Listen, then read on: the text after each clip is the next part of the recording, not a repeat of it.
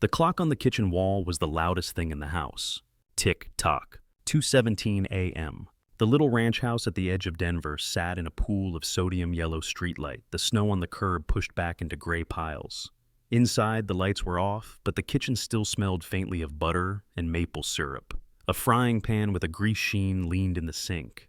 On the table, one paper plate with a smear of chocolate sauce and a half-finished drawing in crayon waited where a child had fallen asleep hours earlier. Daniel Cole jerked awake on the couch, with a hand clutching his chest. The dream clung to him.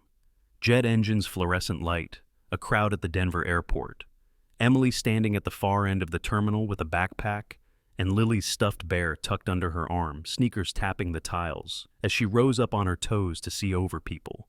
He was running toward her, yelling her name, his boots slipping on polished floor. Every time he got close, the light shifted white and sharp. The chatter of travelers turned into the hiss of oxygen and the slow, terrible drag of a flat line. His hand dragged along the couch cushion, searching his hip for weight and metal that were not there. For a second, he felt the phantom grip of a sidearm, and the absence hit like a punch. He forced air into his lungs and stared into the dark. The living room was only a few steps wide. Second-hand coffee table, the TV on its thrift store stand, the hallway a black stripe leading to two doors. Lily slept behind one of them. The other, the room that used to be his and Emily's, stood half open, a sliver of gray. Tick-tock, 2:17. He swung his legs to the floor. The hardwood was cold under his bare feet. Sweat chilled on the back of his neck. For a long moment, he sat with his elbows on his knees, fingers pressed against his eyes until the ghost of the EKG line faded from his vision. Someone knocked on the front door. 3 quick raps, hesitant, then harder. Every muscle in his back went tight. He straightened, without thinking the way his body had risen 100 times in desert tents and concrete barracks. His eyes flicked to the hallway again, to the line of light leaking from under Lily's door, then to the front door at the far side of the room. Nobody knocked at 2:17 a.m. in this neighborhood, not unless something was wrong. The knocking came again faster. Daniel moved silently across the living room, one hand brushing the edge of the couch, to feel his way, the other open and ready. He had no weapon he could reach in 2 seconds, nothing more lethal than the heavy ceramic mug on the coffee table. But his pulse was already sliding into a calmer rhythm, the old focus coming back like a song he had not played in years. He leaned to the side of the door and peered through the peephole. A woman stood on the tiny concrete porch, hugging her coat around herself against the Colorado cold. The porch light caught the side of her face. One eye was swollen purple, spreading into blue. There was dried blood at the corner of her mouth. Her dark hair stuck damply to her forehead, her breath fogged in short, sharp bursts. She kept glancing back over her shoulder toward the dark strip of alley between houses. Her knuckles hovered near the door, already pale from the cold.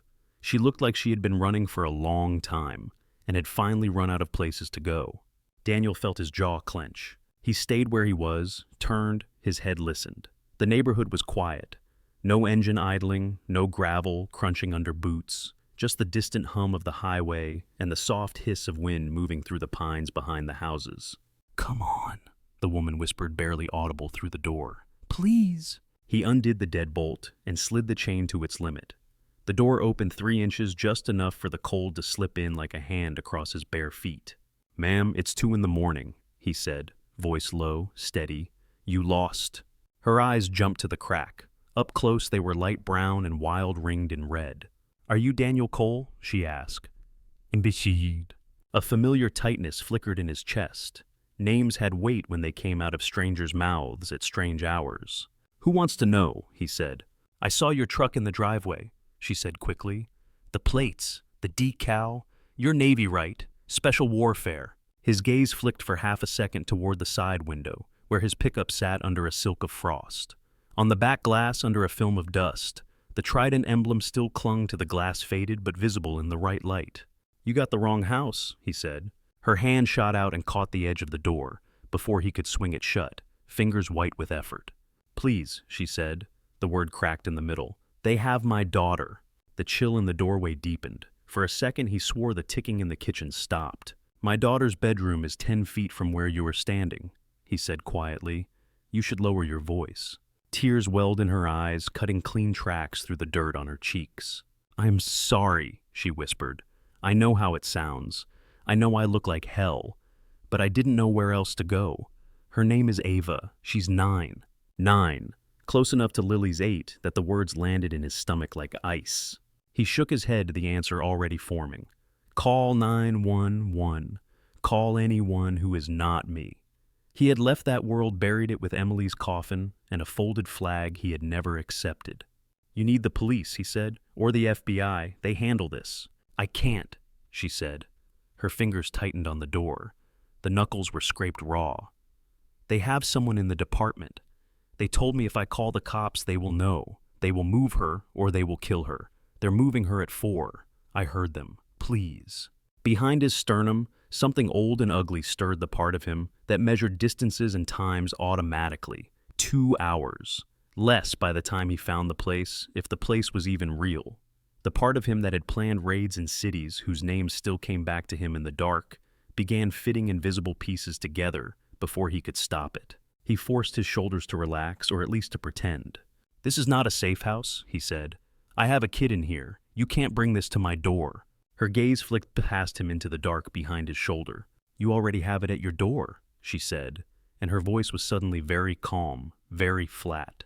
You just opened it. Go home, he said. Find somewhere safe. In the morning, go to the federal building and tell them everything. If you had until morning, she said, would you wait? He hated that his breath hitched. The question lodged somewhere between his ribs. Listen, he began, but a small voice from the hallway cut him off. Dad. He closed his eyes for a heartbeat before turning. Lily stood at the edge of the hall, her unicorn pajamas too big for her thin frame, one hand rubbing sleep from her eyes, the other clutching a stuffed bear by the arm. Her hair stuck up on one side where she had rolled over it. Behind her, the nightlight in her room cast a soft blue halo around the doorway. Why is the door open? She asked, blinking against the porch light. It's cold. He stepped sideways, blocking most of her view, but not fast enough. Lily's eyes had already taken in the woman on the porch, the swollen eye, the split lip.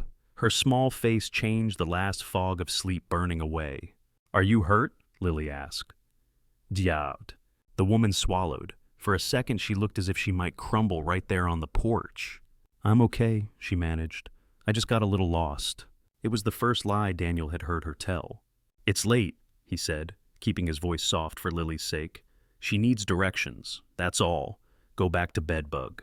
Lily did not move. Her gaze slid from the woman back up to her father's face, searching it the way only a child who has watched an adult fall apart knows how to search. She studied the tension in his jaw, the way his hand gripped the door, the way his shoulders were too square. Dad, she said quietly, if Mom was here, what would she do? The question landed heavier than any fist. For a heartbeat, the hallway shifted in his mind. The light went harsh and surgical. Emily lay on the table again, her hair pushed back, skin too pale, machine screaming behind her. Then the image was gone, and he was looking at his daughter's face, those same brown eyes Emily had, staring up at him, trusting him to answer. He cleared his throat. Go back to bed, Lil, he said. I'll be there in a minute. She hesitated, then nodded, the bear's head thumping softly against her leg as she turned. Her small feet padded down the hall, and her door clicked shut. The kitchen clock ticked, 2:18. Daniel closed the door until the chain pulled tight, and looked at the woman through the narrow gap. Her shoulders had dropped, as if simply seeing his daughter had broken something inside her. Start over, he said. His voice did not sound like it belonged to someone who fixed leaky sinks for $70 an hour. It sounded like someone he had promised not to be anymore. Tell me exactly what happened. Outside, the wind picked up brushing powdery snow across the street. In the kitchen, the smell of old French toast lingered faint and sweet, a reminder of a different life hanging in the air between them. She pulled in a shaky breath, as if just being asked to start at the beginning took effort. My name is Marissa Clark, she said. I live over in Lakewood, off Sheridan. I was driving home from a late shift 2 nights ago with my daughter. We never made it to the driveway. Her words came quicker now, pushed along by fear. He listened for rhythm, for lies, for the breaks where people usually slipped. Her gaze stayed on his, flicking only once toward the hallway where Lily's door had closed. They were waiting by the dumpsters at the back of our building, she said. White panel van. No plates. One of them waved me down, said I had something dragging under the car. I should have known. I got out. One of them grabbed me, one grabbed Ava, bag over my head, something over my mouth. It smelled like chemicals. I woke up in the dark. She swallowed. Her knuckles had gone from white to gray on the edge of the door. Daniel could see a faint residue of zip tie marks around her wrists, red half-moons in the skin. Where? He asked. In some kind of warehouse, she said. Concrete floor.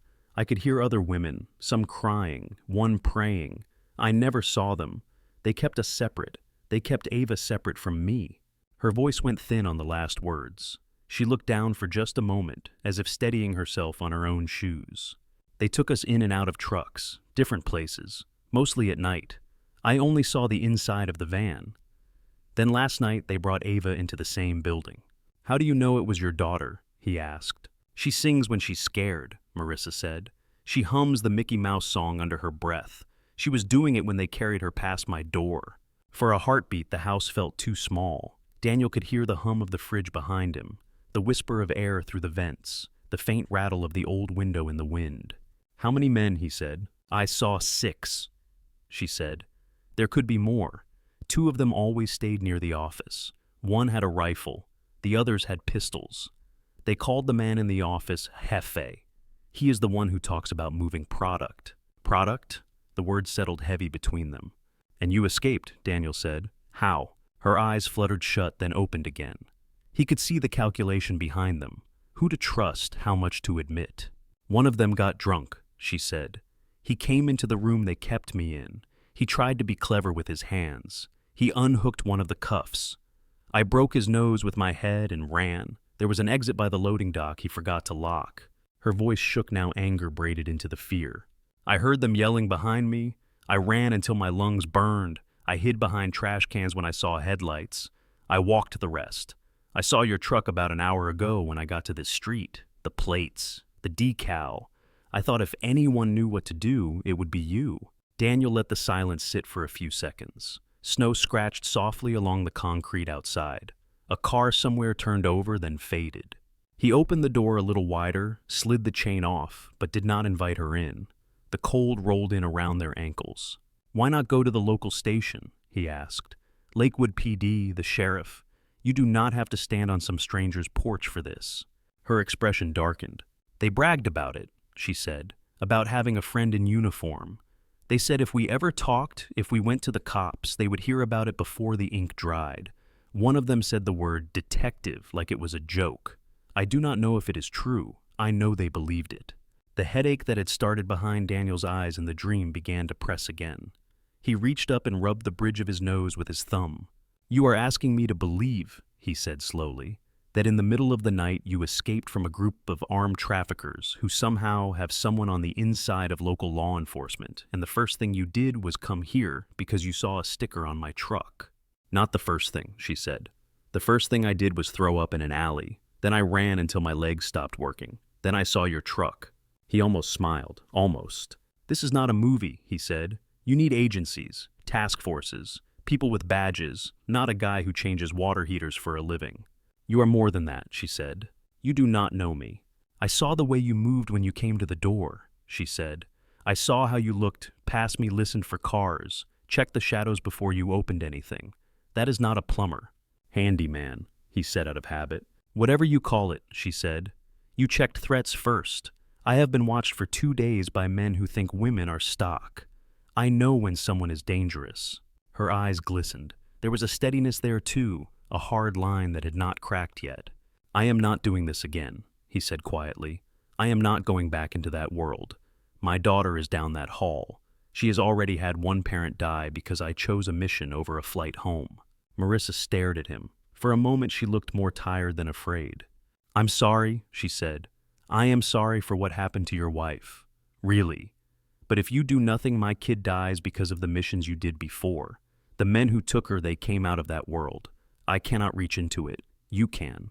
He felt his teeth grind together. His tongue tasted metal. You need someone else, he said. There are other veterans. Other people who think they are still in the fight. Find one of them.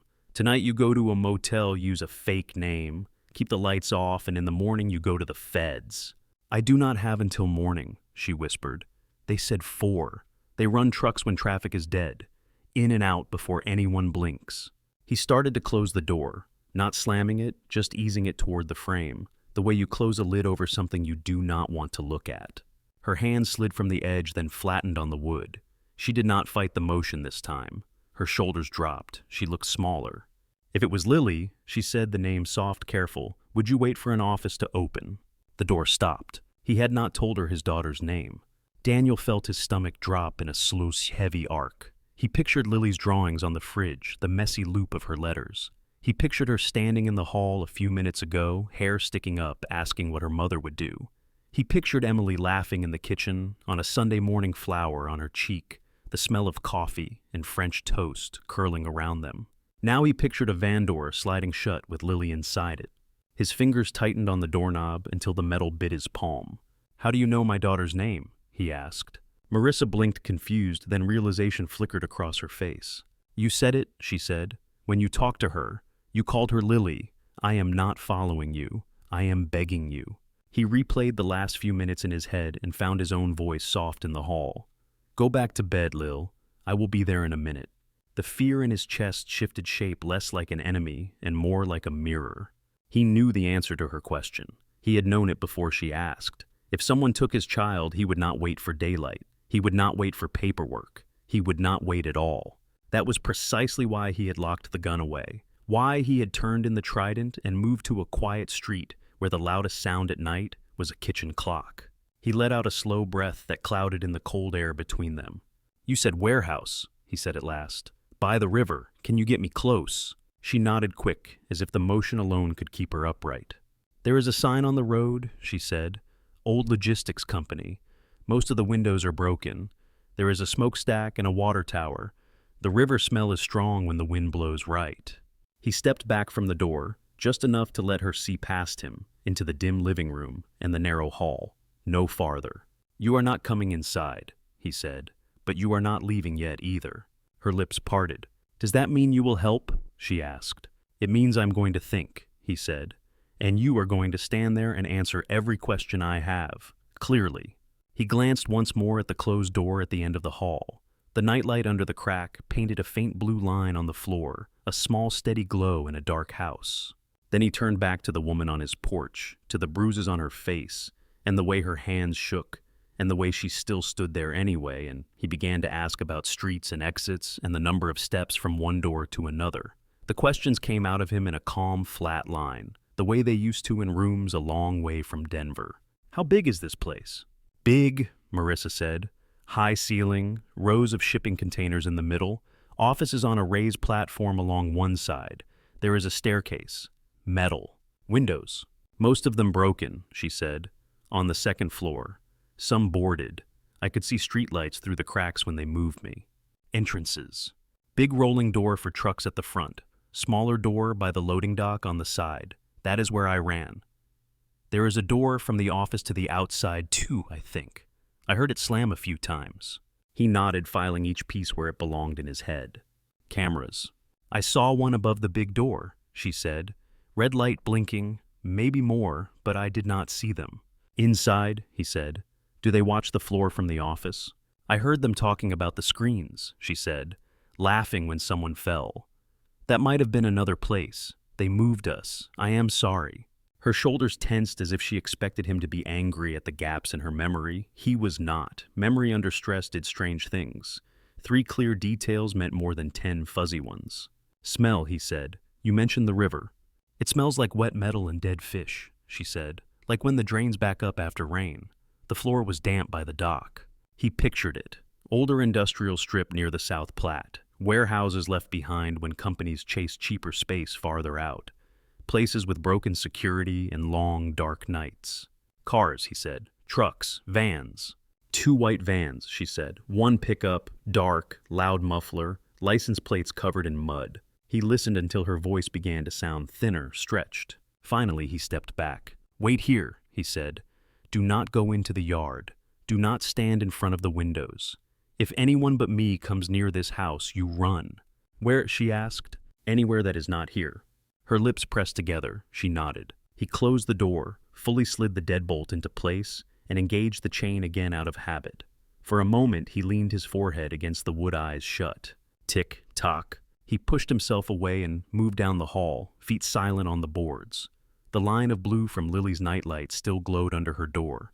He paused outside, hand on the frame, listening. Soft, even breaths. A small, sleepy sigh that twisted something in his chest and anchored it at the same time. He went past his daughter's room to his own. The master bedroom felt hollow, more storage than living space. A bed with plain sheets, one dresser, one chair. The closet door stuck slightly when he pulled it open, the track complaining under its breath. Coats and shirts hung in a uniform row. On the floor, under a stack of moving boxes that had never been unpacked, sat a brushed steel lockbox no bigger than a microwave. Dust filmed the top. On it, a thin line where his fingers had traced the edge once or twice without opening it. He knelt and pulled it toward him. The carpet burned against his bare knees. Up close, he could see the nick on the corner from when he had dropped it 3 years ago, the night he brought it home. His fingers hesitated on the dial. There was a moment stretched and fragile where he could still stand up, shove the box back into the dark, and walk away. Call someone else. Pretend he had never heard the name Ava. He set his jaw. 0, 5, 1, 2. The numbers fell into place with a soft, mechanical click. May 12th. Wedding date. Emily in a simple dress on a windy hill outside town. The sky so bright it hurt his eyes, her hand in his, her cheeks flushed with the cold and the weight of what they were promising. He lifted the lid. The smell hit him first. Oil gun metal, a faint ghost of leather.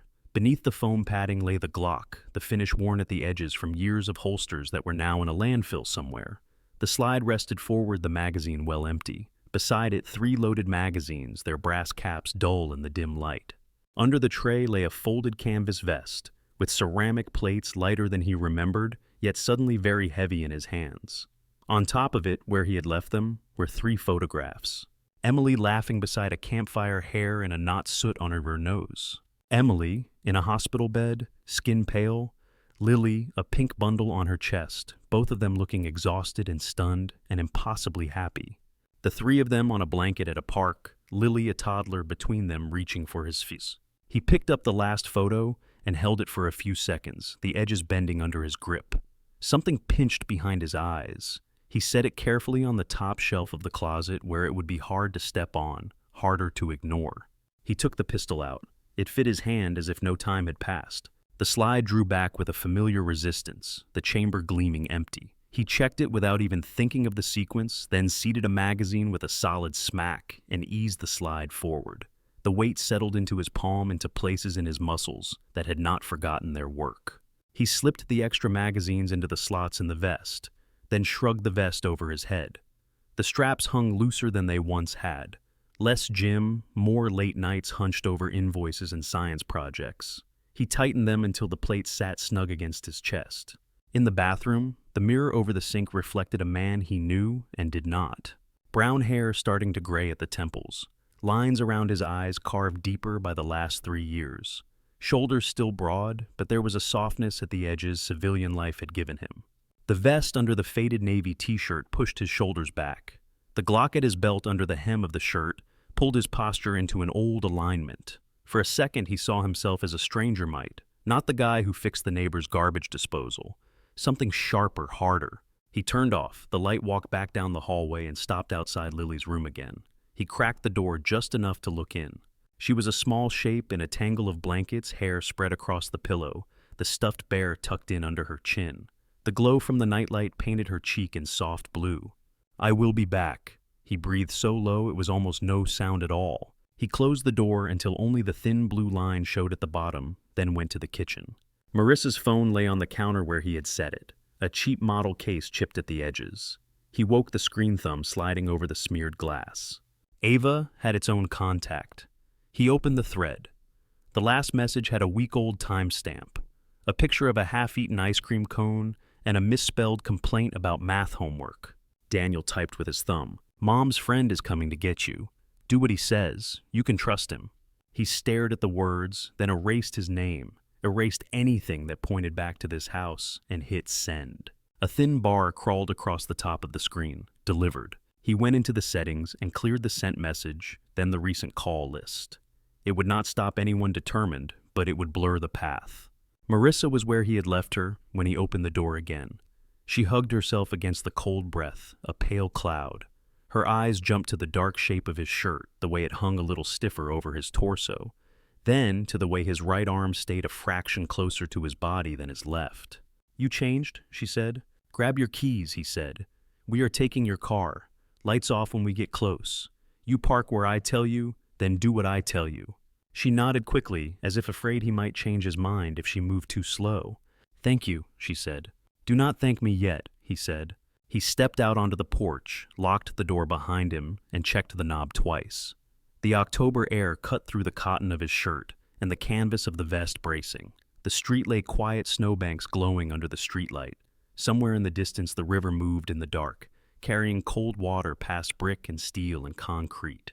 Marissa hurried across the yard toward a silver Honda sedan parked under a bare-limbed tree.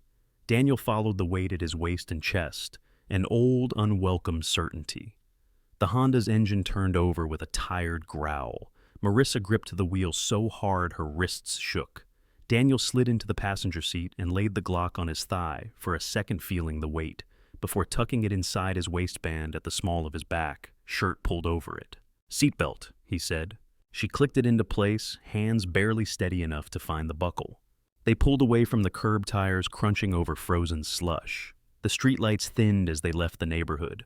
Houses gave way to strip malls with dark windows and empty parking lots, then to low warehouses and fenced yards. The city's glow fell behind them, replaced by scattered sodium lamps and the flat black of industrial zoning. The heater spat out lukewarm air. A song came on the radio, some overproduced pop ballad, then vanished when Marissa stabbed the power button. They drove in silence for several blocks. The clock on the dashboard read 2:41. "How old is she really?" Daniel asked. "Ava," Marissa said. 9, 4th grade. She hates gym class. She pretends to like broccoli because she thinks it makes her look grown up. Her voice crumpled around the details. "What about her father?" he asked. "Gone," she said, "before she was born. He wanted to be a musician in LA. I wanted diapers that did not leak and a rent check that cleared. I picked the baby." He nodded once, watching the streets slide by. Most store signs were dark. The occasional gas station glowed like an island. "You should have gone with her," he said. "You sound like my sister," Marissa muttered. "She has been saying that for years." They turned onto a wider road. Fewer houses here, more chain link and barbed wire. The faint orange glow of the city hung over everything, thinning toward the horizon. "Slow down," Daniel said. She eased off the gas. "Where from here?" "There is an overpass coming up," she said. "Turn off just before it. 2 blocks down the road, dead ends at the river. The warehouse is on the left. Big rusted sign that says Condor Logistics." He watched for the shape of the overpass in the distance, the dark lines of its pylons cutting across the night sky. When he saw them, he pointed. There. She took the turn. The pavement grew rougher patchwork repairs and potholes. Weeds pushed up through cracks near the curb. A chain-link fence ran along one side, topped with loops of tired razor wire. "Lights off," he said. She turned them off. The world outside the windshield dimmed the car, now a shadow moving through the dark, guided only by the faint spill from distant lamps. Her knuckles went white again. "I cannot see," she whispered. "You can," he said. "Look at the edges, the reflectors. Keep it straight." They crept forward. The river smell reached them faint at first, then stronger, a cold, muddy scent that slipped in around the windows. Somewhere out there, water moved past concrete piers and piles of trash unseen. A hulking shape emerged in the dark on the left. 2 stories of stained brick and corrugated metal additions. Broken windows gaped like missing teeth. A tall, rusted smokestack leaned at a slight angle, and beside it, a squat water tower sat on spindly legs, a faded logo barely visible. Condor Logistics. The letters on the front sign were cracked and peeling. Only the outline remained where the paint had flaked away. "Stop," Daniel said softly. She braked. The car rolled to a halt behind a cluster of bare-limbed trees. From here, they had a diagonal view of the warehouse and the cracked concrete lot in front of it. One yellow security light buzzed above a roll-up door. Under it, a white panel van sat with its nose pointed toward the street. Another vehicle, a dark pickup, lurked along the side of the building, its windows dark. Daniel scanned the lot. No moving shadows, no smokers clustered near the door. That did not mean much. The night had a way of hiding teeth. He pointed down the block. "Pull up 2 more houses," he said. "On the right. Park at the curb facing away. If you need to leave in a hurry, you do not want to back up." She did as he said. The Honda eased forward, then drifted to the side and stopped. A thin layer of frost on the windshield caught the streetlight and turned it into a pale sheen. "Turn the engine off," he said. "Keep the keys where you can reach them." She cut the ignition. The heater died, leaving a hush and the tick of cooling metal. "Listen carefully," Daniel said. "You stay in this car unless someone is about to drag you out of it. If that happens, you run. You do not go toward the warehouse. You do not yell my name. You do not do anything heroic." Her throat bobbed. "Where would I run?" she asked. "Back the way we came," he said. "Toward houses, toward lights. Knock on every door if you have to. Someone will answer." "And Ava?" she said. "What do I tell her if she makes it here before you?" He paused. "You tell her to get in the back seat and lock the doors," he said. "You tell her not to open them for anyone but you. You tell her I am working on it." Marissa nodded, eyes bright. "I am calling 911 once you are inside," she said. "From the gas station at the main road, like you said." "Use a payphone if there is one," he said. "Do not give them your name if you can help it." He opened the door. The cold wrapped around his legs. He stood closing the door quietly, then leaned down to meet her eyes again through the glass. "If I am not back by 5, he said, "do not wait on this street." "Where will you be?" she whispered. "Not your problem then," he said. He pulled his jacket tighter around himself and started down the sidewalk toward the warehouse, staying near the shadowed side of the street. The air pressed cold against his cheeks. His breath ghosted ahead of him. As he moved, his mind folded the layout into something simple. Front entrance with camera, truck bay with light, side loading dock near the river, probably with less attention, office elevated inside with sight lines over the floor. He had walked into worse setups with less information. He cut across the street where the asphalt dipped just before the lot feet silent on the cracked surface. A piece of glass crunched under his boot. He froze, waited listening. Nothing. The river's whisper. A distant dog. The buzz of that one yellow light. He slipped into the shadow cast by the warehouse wall. Up close, the bricks were darker damp near the ground.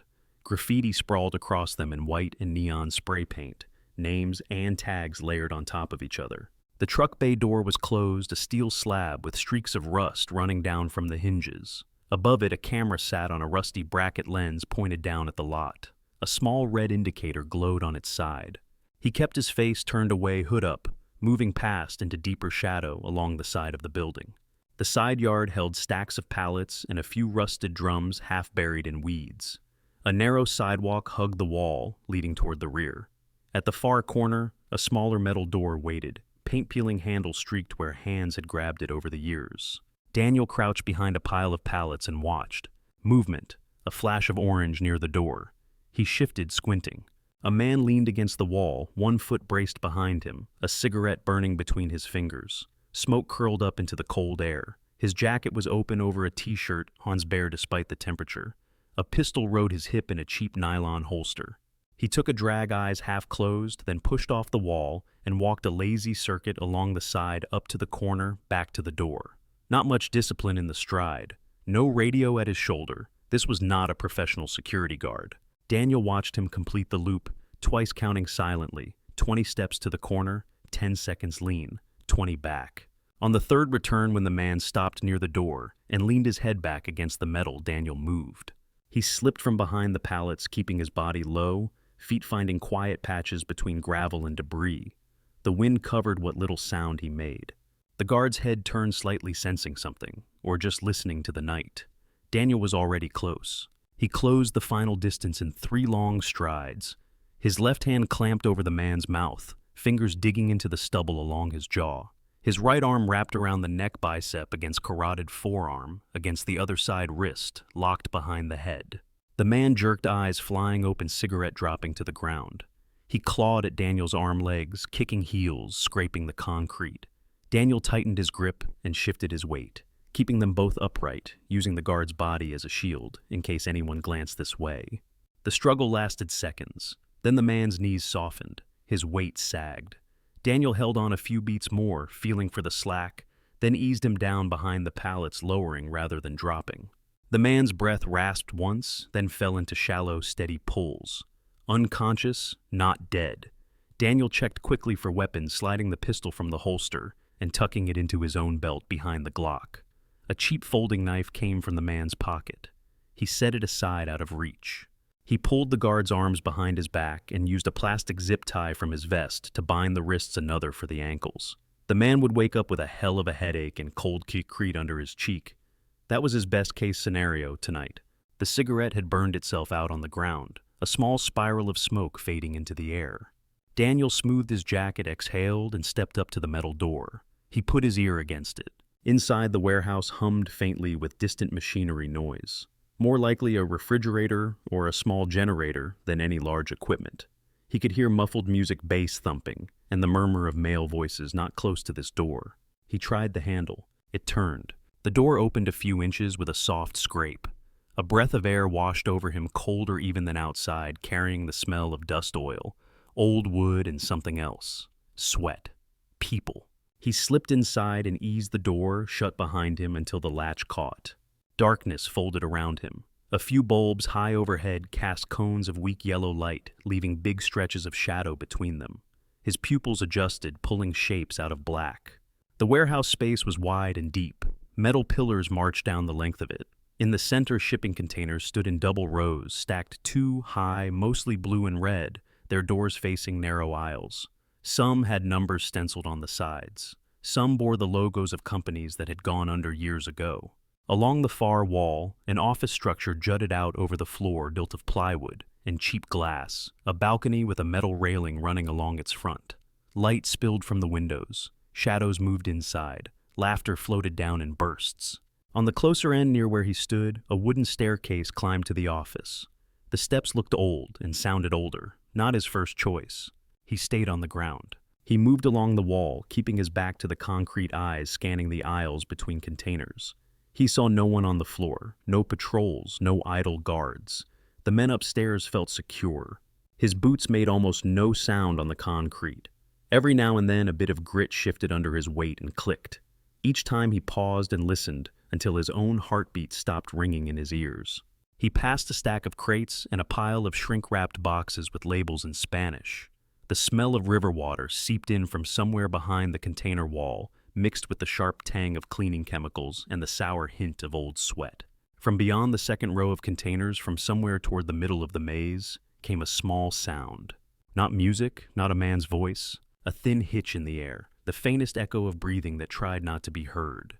Daniel froze, head tipped slightly, listening. The warehouse stretched long and dark ahead of him, pathways vanishing between steel boxes. He let the sound guide him one careful step at a time, moving toward the center of the maze. He let the small sound separate itself from the warehouse hum. There, a catch of breath, a swallow, the almost inaudible shift of cloth on metal. He eased between two containers, their blue sides rising over him like walls. The air cooled in the narrow aisle. Ahead, another row cut across, forming a T. He paused at the junction, listening again. On the left, nothing but the distant thump of bass from the office. On the right, that fragile thread of sound, a tiny muffled sniff. He went right. Here, the containers were closer together. Some had locks hanging from their doors. Some stood slightly open, empty, dark mouths. Stenciled letters and shipping numbers loomed faintly in the low light. Near the middle of the row, he saw it.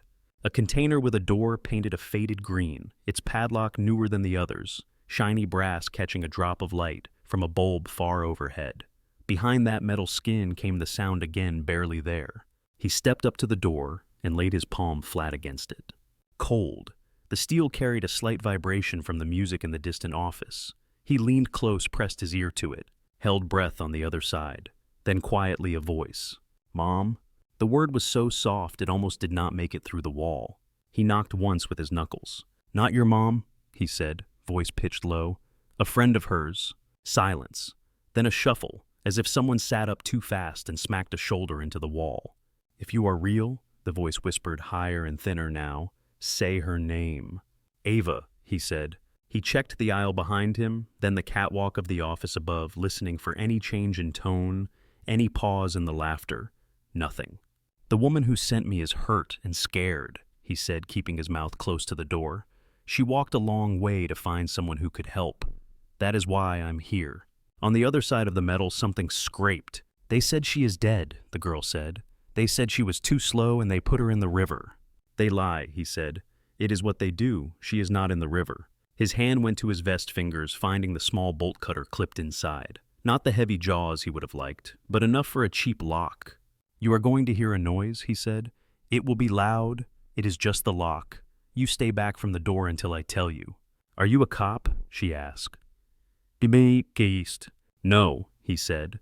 I am the next best thing I could find on short notice. He stepped back enough to swing the cutters into place around the lock. Their metal teeth bit down. He gripped the handles, braced one end against his thigh, and squeezed. The brass gave with a sharp crack. The sound reverberated through the steel around him, a gunshot in the close air. He froze, cutters still in his hands, every muscle listening. Up in the office, the music did not stop. The laughter did not hitch. Someone shouted something over the bass, a crude joke, and got a roar in return. He lowered the broken lock to the floor and nudged the door with his fingers. It stuck for a second, then squealed on its hinges as it opened. Inside the container was a long, narrow box of shadow. The light from the aisle slid only a few feet in. The rest remained a gray gloom. He smelled old cardboard sweat, the chemical lemon of cheap cleaner, and under that the raw salt of fear. A small shape crouched in the far corner, bare knees pulled up under a chin, thin arms wrapped tight. A mop of dark hair unbrushed and tangled, a purple hoodie smeared with dirt, tennis shoes without laces. When his eyes adjusted, he saw the eyes, too large in the thin face, too old. Ava, he said. She did not answer. She was watching his hands. You got a name you prefer? He asked. That startled something like a reflexive smile out of her there and gone. Ava, she said. He nodded. All right, Ava, here is what happens. We stand up, we walk out, we do not scream, we do not run unless I say run. If I say down, you get flat. If I say stay, you glue yourself to the floor. She unfolded slowly, each joint stiff from hours in one position. When she stood, he saw she was smaller than he had expected. 9, like Marissa had said, but thin even for that. Her cheeks were hollowed under the smears of grime. Are you going to shoot them? She asked. Only if they leave me no other choice, he said. Her gaze flicked to his side where the outline of the Glock under his shirt was barely visible. She did not flinch. She had seen hard men with guns already.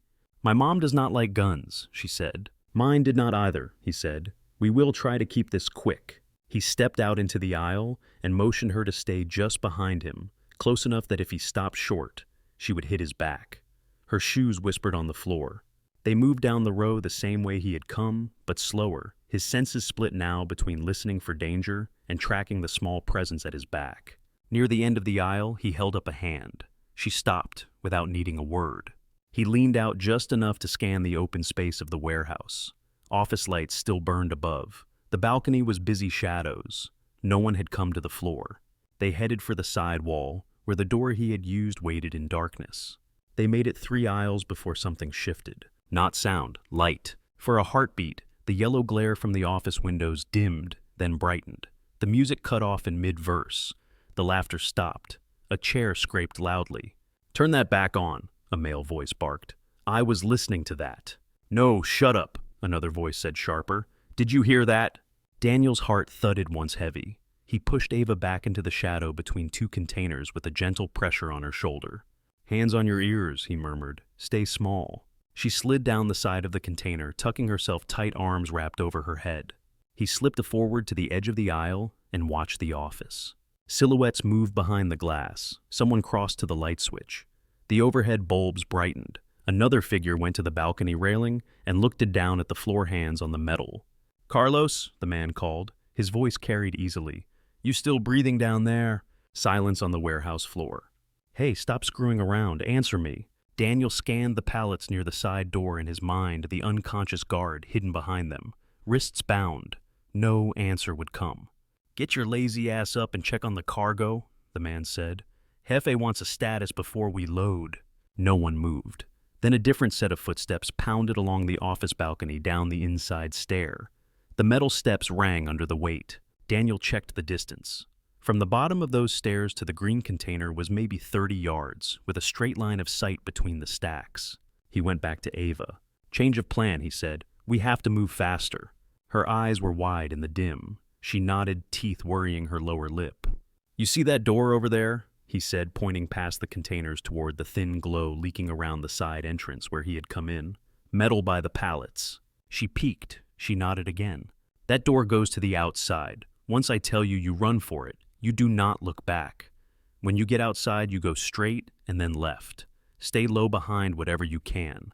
2 blocks down there is a silver Honda on the right side of the street. Your mom is in it. You get in the back seat and lock the door.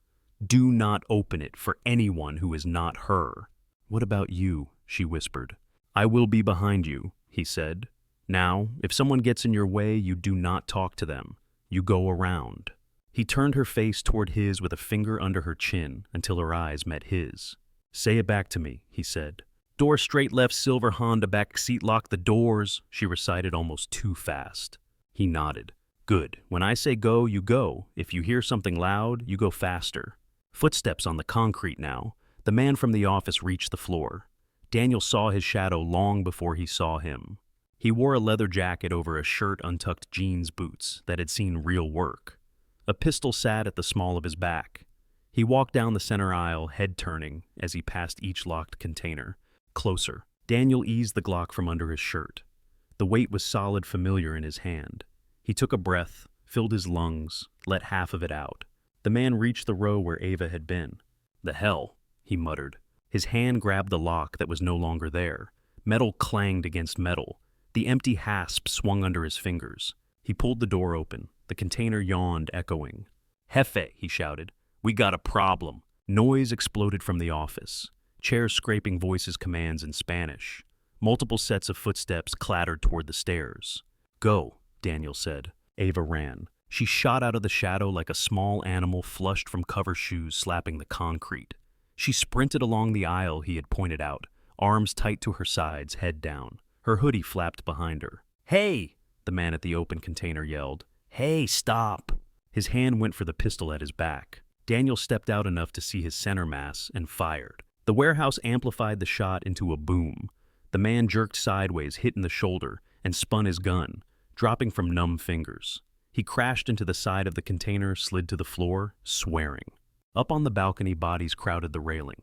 There, someone shouted, Girl, door! A shot cracked from above. Concrete spat near Ava's feet. She flinched but did not stop. Another round whined off the steel of a nearby container with a hot metallic whine. Daniel sent 2 more controlled shots toward the office windows. Glass shattered. Men ducked. Someone screamed. Get down there! A voice roared. Now! Boots hammered on the stairs. At least 3, maybe 4 sets. Another door slammed open somewhere on the far side of the warehouse. Daniel moved sideways, keeping his body between the office angle and the path Ava had taken. He saw her reach the side door, small hands grabbing at the handle. For a 6-second, he thought it might be locked after all. The handle turned. The door flew open. Cold river air poured in.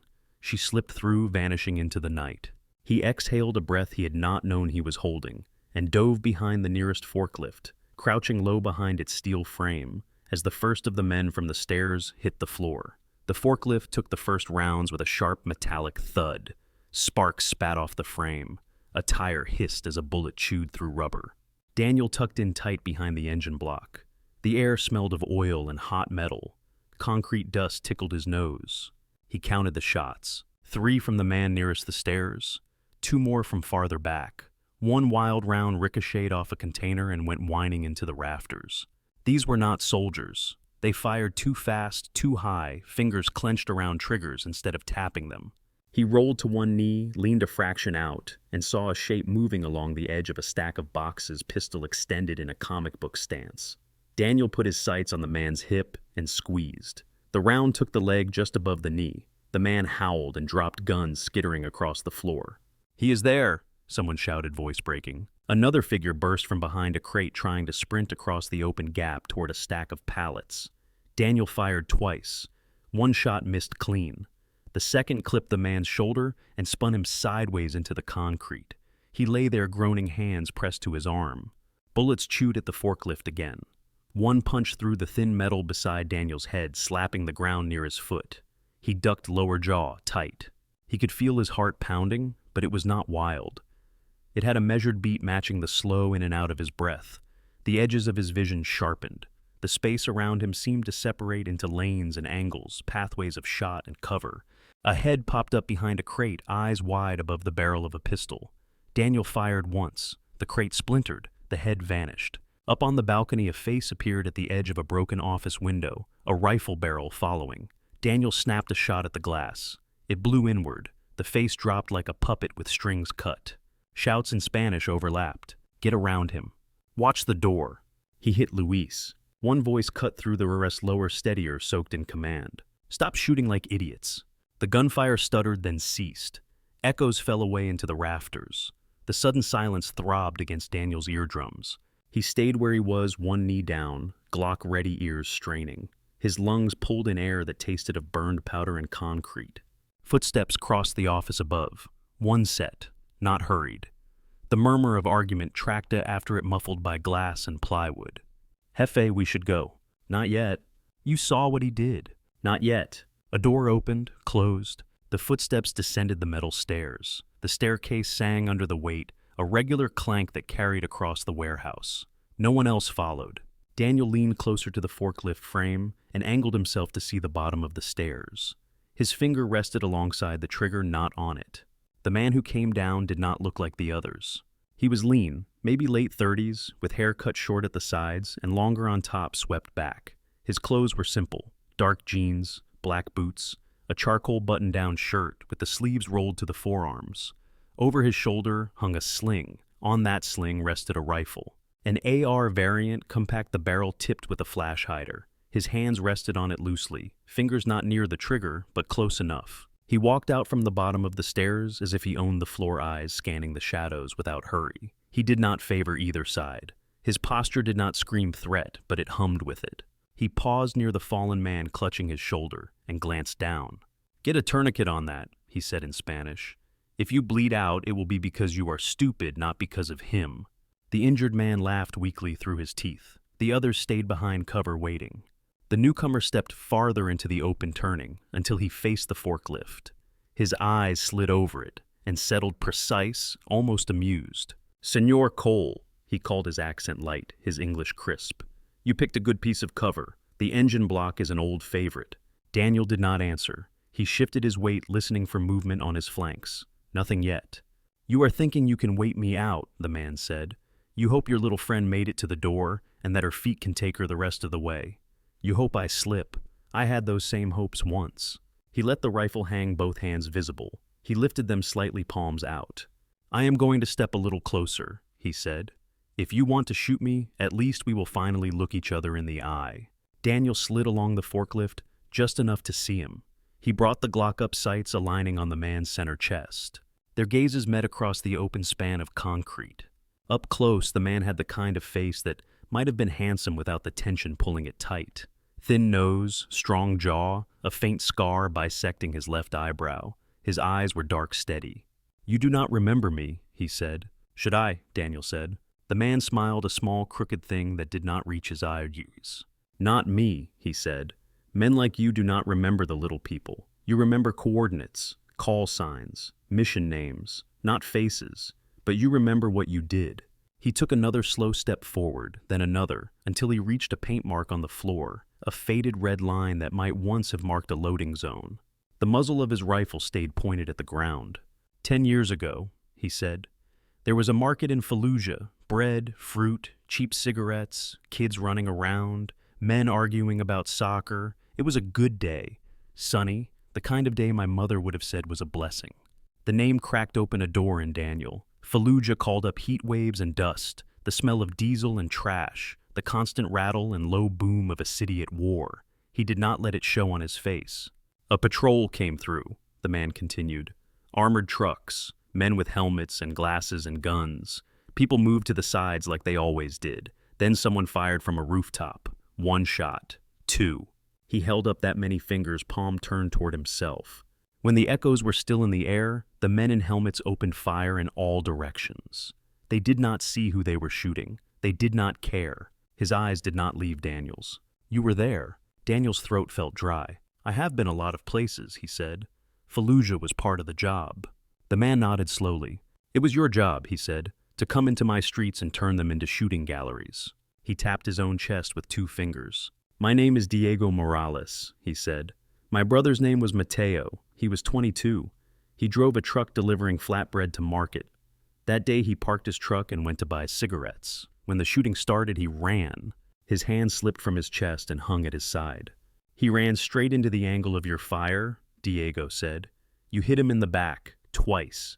He died on the pavement with his cheek on the warm stone and his hands empty." A picture rose unbidden in Daniel's mind. The mission had been a blur of radio chatter and muzzle flashes. They had taken fire from a rooftop overlooking the market. Return fire had been automatic, controlled at least on his end, but into a crowded space.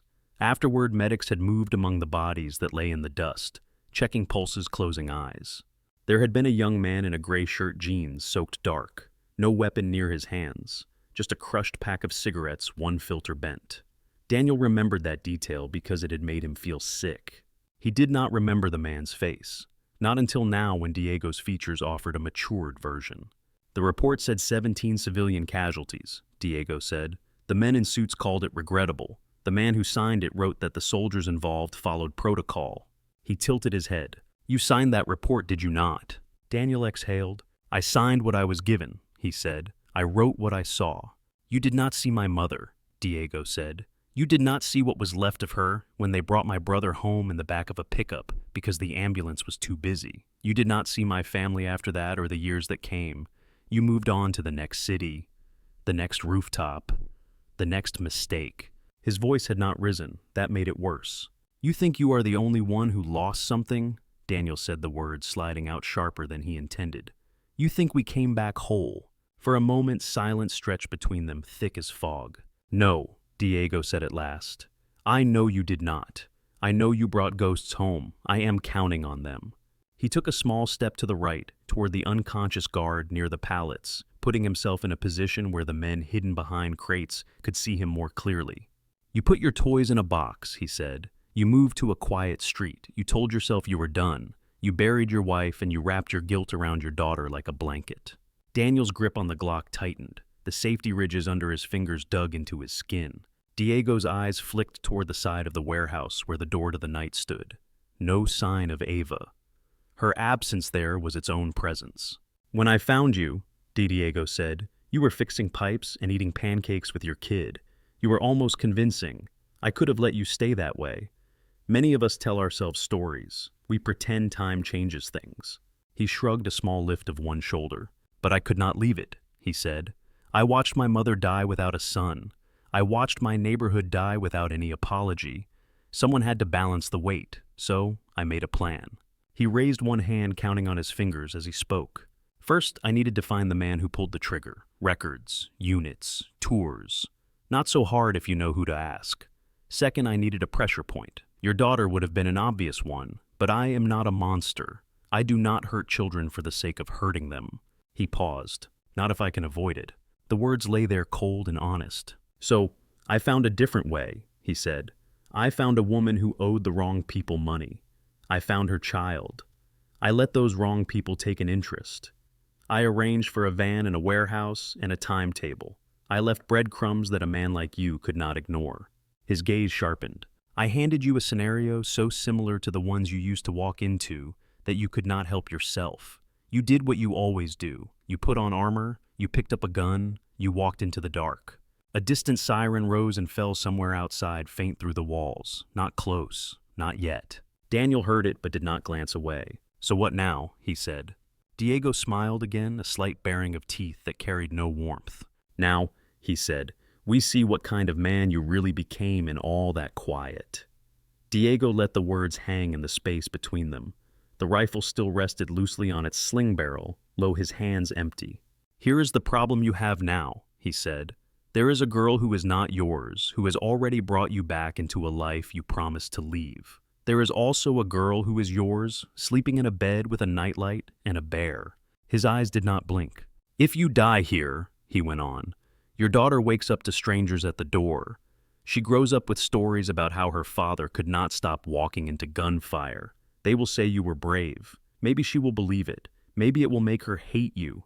He took another slow step, careful reading Daniel's shoulders, the angle of the Glock. "If you put down the gun and walk out," Diego said, I tell my men to let you go. You go home. You hold on to your quiet life with both hands. I find other ways to do my work. Work, Daniel said. The word tasted bitter. You cannot fix what you broke, Diego said. I cannot fix what you broke, but I can decide how many more people get dragged into the ruins. A faint wail drifted through the warehouse walls. A siren somewhere far off rose and dipped, then faded. Time was not a luxury. You are bluffing, Daniel said. You let me walk and you still have the girl. You still send her down whatever line you built this place for. Diego tilted his head. That is your sticking point, he said softly. Not your own life, hers. He nodded as if confirming something to himself. You came here for her, he said, because a woman begged you in your doorway at 2 a.m, and because you saw your own kid in her eyes. That was why I chose a child. His voice lost its thin humor. I am offering you a choice, he said. Not a good one, but a choice. Leave this girl to the fate you gave my brother. Walk away, live with that, and I leave you and your daughter out of my plans. Or try to save her and accept that you may die for a stranger. He let that sink in. You keep talking like this matters, Daniel said quietly, but it tells me something simple. You do not have her anymore. For the first time, a flicker of annoyance crossed Diego's face. You are a predictable man, he said. Of course you would assume the best possible outcome and hold on to it with your teeth. He shrugged. Believe what you need to believe, he said. Maybe she is already in another truck. Maybe she is closer than you think. Maybe your friend in the car never stopped working for me. You will never know for certain. That is the fun of it. The siren sounded again, closer now, layered with another. The faint rise and fall pressed through the brick. One of the wounded men moaned. Another shouted something about cops. Diego did not look away from Daniel. You signed for 17 bodies, he said. Sign for one more. Walk away. Go make breakfast for your child and pretend you chose the right side this time. Images collided in Daniel's head. Lily at the kitchen table, feet swinging above the floor syrup on her chin. Emily in the doorway, hair in a messy knot, pretending to be annoyed that he had fed their daughter too much sugar. The market in Fallujah, a young man in a gray shirt, cigarettes crushed in his hand. A girl in a purple hoodie running for a metal door. The sirens were louder. Somewhere outside, a dog barked in frantic bursts, then cut off. You talk like this is about me, Daniel said. It is about what you want to see when you look at me. You want a monster. Some days you might even be right, but that kid is not a number. I am not walking away from her. Diego nodded once as if he had gotten the answer he expected. Then you are predictable in more ways than one, he said. His hand dropped to the rifle. Daniel fired. The shot cracked through the warehouse. Diego jerked sideways, almost as if he had expected the move. The bullet tore across his shoulder fabric, blooming dark, but he kept his feet. The rifle snapped up. The world narrowed to muzzle and light. Daniel threw himself backward, tucking behind the forklift as the rifle barked. The first round hit the metal where his head had been spraying hot fragments. The second punched through the forklift mast and glanced off the concrete near his boot. A third slammed into the side of a container, steel ringing. Pain flared along his upper arm, a hot, ripping line. For a second he thought the forklift had caught him. Then he felt the warmth spreading under his sleeve, the wet slide of blood down his ribs. He bit back a sound and pressed his shoulder tight against the grease-thick engine block. The Glock felt heavier in his hand now. The men behind the crates found their courage in the noise. Pistols barked. Bullets chewed at the forklift, at the floor, at the air. Hold them, Diego snapped in Spanish. Just hold them. Daniel rolled to the other side of the forklift, came up in a crouch and sent 2 rounds toward the stair base where he had glimpsed a leg. A man yelped and ducked back a spray of concrete chips where his knee had been. His shoulder screamed every time he moved his arm. The vest had caught nothing. The round had come in at the gap, tearing a groove along muscle. It felt deep enough to matter, shallow enough that he could still grip the gun. He tasted copper where he had bitten his tongue. Above, the office lights flicked. Someone shouted. The sirens outside wailed again, this time close enough that the air seemed to vibrate. You said you cannot fix it, Daniel muttered under his breath. Then stop making it worse. He took a breath that came out ragged, then another that steadied. Across the floor, Diego jogged backward toward the stairs, keeping his profile, small rifle held low. He fired a controlled pair in Daniel's direction, on the move more to keep heads down than to hit anything. The rounds sparked against the forklift and a crate. Time to go, someone called from above. 5 minutes, Diego replied without looking back. We are done in 3. He backed toward the far corner of the warehouse away from the side door. A larger rolling bay door at the rear rattled as someone hauled it open from inside. Cold night poured in along with the muffled echo of sirens. Headlights flared against the far wall. An engine roared to life. The smell of exhaust cut through the gunpowder. Daniel heard boots pounding towards that opening, the scrape of boxes being shoved, the clatter of metal. They were packing up whatever they could grab. He had a choice now, and it was not much better than the one Diego had offered. He could try to cut across the floor, chase the fleeing man, and hope he made it to the truck before a dozen bullets punched through him. Or he could use the last seconds of distraction to leave. He thought of Ava's small shoes on the concrete, of the way her shoulders had squared when he told her to run, of Lily's bare feet on the hallway floor, her question just hours ago. If he died here, everything stopped. He did not lower his weapon. He did not stand up and surrender. He took the third path that had always kept him alive. He backed away behind the forklift, staying low, retracing his steps along the wall, past the stacked crates and the pallets. He kept his eyes on the angles, the corners where a stray guard might still be watching. The shouts and engine noise at the rear covered the sound of his breathing. At the side door, the cold night air seeped through the crack at the bottom. The warehouse lights felt harsher behind him. He pushed the handle with his elbow and slipped out into the dark. The river wind hit his face sharp and wet. It smelled of algae and fuel and damp concrete. He pulled the door almost closed behind him, leaving it just shy of the latch in case he needed to come back. He did not plan to. He stood with his back against the brick and listened. The bay door clanged all the way up. The engine in the rear revved hard, then steadied. Tires squealed against concrete. A heavy vehicle rolled out of the warehouse and onto the service road behind the building. Headlights swept past a gap in the wall, briefly cutting across him before swinging away toward the river road. The sirens were close now, probably on the main approach. Red and blue flashes tickled the sky over the roofline. He heard the distant crunch of cruiser tires on gravel. His shoulder throbbed in time with his pulse. When he touched the wound through his shirt, his fingers came away sticky and dark. He pressed his palm there hard until stars prickled at the edges of his vision. Not here, he told himself. Not yet. Staying in the shadow of the building, he moved along the wall toward the front, keeping low. The lot in front of the warehouse was a shallow bowl of cracked asphalt and old oil stains. The white van sat where he had first seen it, lights off, doors closed. No one inside. Whoever mattered had gone out the back. The first police cruiser slid around the far corner of the street and braked hard at the sight of the open bay door. Another came in behind it, then a third tire sprang slush. Officers spilled out, guns drawn, using their doors for cover, shouting commands into the night. Daniel stayed in the blind strip along the building behind the line of their headlights. From where they stood, he was just another piece of darkness pressed against brick. He cut across the side street as the third cruiser arrived, using the movement and noise as cover. His boots hit the wet pavement and sent a small splash of dirty water up his pant legs. The wound in his shoulder protested with sharp heat. By the time he reached the block where the Honda had been, his breath sawed in and out. The pain had gone from sharp to deep, a heavy ache that made his arm feel twice its weight. The space where the Honda had parked was empty. He stopped under a bare tree and stared at the strip of curb, the smear of tire tracks leading away toward the highway. A fast inhale of relief loosened something inside his chest. Either Marissa had panicked and left early, or Ava had made it to the car and they had gone together. He had no way of knowing which. He chose the version that kept them both alive, because the alternative served nothing. He put his free hand on the rough bark of the tree and leaned into it for a second, letting the cold bite through his palm.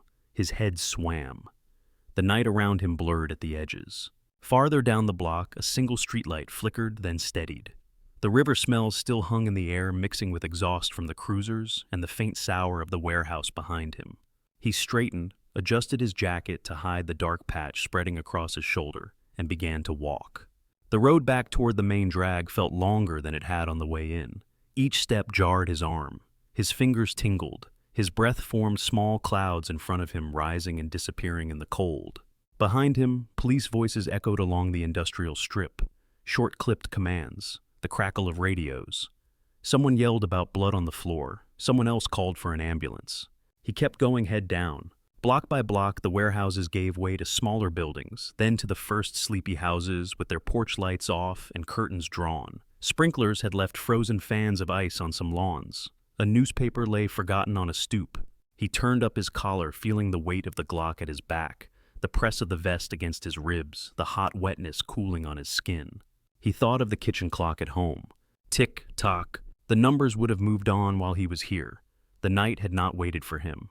He focused on the thought of his front door, on the shape of his truck in the driveway, on the narrow hall that led to a room with a blue nightlight. One foot in front of the other, he walked toward it. By the time he reached the crossroads, where the industrial strip met the broader avenue, his legs felt hollow. A gas station sat on the corner, its canopy lights buzzing pumps empty. The glass front reflected him as he passed. A tall man in a dark jacket, shoulders slightly hunched, one sleeve darker than the other. He kept walking. His truck was 2 blocks down where he had left it on a side street near the main road. It sat under a lamppost, a thin crust of frost on the windshield. The Trident decal, a faded smudge on the rear glass. He fumbled his keys once before getting them into the lock. The door creaked when he opened it. The familiar smell of old upholstery and motor oil rose to meet him. He climbed in, shut the door, and sat with both hands on the wheel for several seconds, listening to the thump in his arm. The interior light showed the spreading stain on his shoulder. Deep red, nearly black. It had soaked through the shirt and into the vest straps. He turned the key. The engine came to life on the second try. The radio came on low, some talk show rerun, and he snapped it off. The drive back into the neighborhood felt disconnected, as if he were watching it from outside himself. Streetlights slid over the hood of the truck. Once a patrol car came from the opposite direction on its way toward the river lights, off sirens silent. Daniel kept his hands steady at 10 and 2 and his face neutral. He pulled into his driveway a little before 5. The sky over Denver was beginning to pale from black to a bruised gray. A neighbor's porch light clicked on automatically across the street. No curtains twitched, no one peered out. He sat for a moment, fingers stiff on the wheel. Then he reached behind the seat, grabbed an old hoodie from the back, and wrestled it on carefully over the stained shirt. The movement made his shoulder flare hot and sharp. Inside the house, the warmth hit him, bringing with it the familiar mingled sense of coffee laundry detergent and the faint lingering sweetness from the night before. He locked the door, his hand leaving a small smear of red on the deadbolt. He wiped it away with the cuff before the thought fully formed. The kitchen clock read 4:52.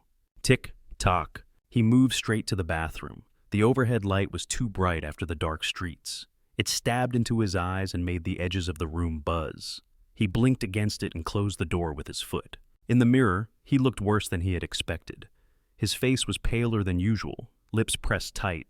Sweat had dried along his hairline, leaving a gritty feeling. The hoodie clung to his shoulder where the blood had soaked through. He peeled it off carefully, then the t-shirt beneath.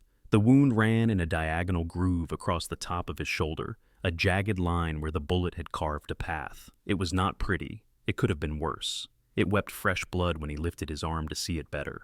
He turned on the tap and let cold water run. It splashed clear, then pink, then nearly clear again as he rinsed away the worst of the mess. The sting sharpened his senses, brought him back into his body. From the cabinet under the sink, he dug out a plastic box of first aid supplies. Bandages, tape, antiseptic. He found a bottle of peroxide and poured it over the wound. It hissed and foamed. Pain bit so hard his vision went white at the edges. He gripped at the edge of the sink with his free hand and breathed through his teeth until the fizzing subsided. A towel stuffed between his teeth muffled whatever sound did escape. He dried the area, wincing when the cloth brushed raw flesh, then taped a thick pad of gauze over it, wrapping the tape around his upper arm and chest to hold it in place. By the time he finished, his hands shook. Some from blood loss, some from adrenaline, fading, some from the sudden quiet of the small bathroom after the noise of the warehouse. He pulled on a clean long-sleeve shirt from the laundry basket, wiggling it carefully over the bandage. The fabric tugged but held. The wound throbbed in time with his heartbeat. He opened the bathroom door. Lily stood in the hallway, bare feet on the wood hair, a tangled halo around her face. She wore the same unicorn pajamas, the fabric bunched at one knee. Her eyes looked bigger in the early light, dark pupils swallowing the color. "Dad," she said. Her voice was small and a little hoarse. "Where did you go?" He closed the door behind him, blocking the view of the bloody towel in the sink, the empty peroxide bottle, the red streaks near the drain. "I had to help someone," he said. It was not enough, and they both knew it. She stepped closer, nose wrinkling slightly, in a way that meant she had caught something off. Maybe the smell of peroxide, Maybe the stiffness in his posture. Is she okay? Lily asked. The lady at the door. He thought of Ava's small figure running for the exit of the empty stretch of curb where the Honda had been. I think so, he said. I think they are both okay. Lily studied his face, the way his jaw worked, the way his eyes would not quite settle. You broke your promise, she said. He did not pretend not to know which one she meant. Yeah, he said. No deflection, no buffer. I did. She looked past him toward the front of the house, as if she could still see the woman standing on the porch, bruises and all. Her fingers tightened on the sleeve of her pajamas. Did you hurt anybody? She asked.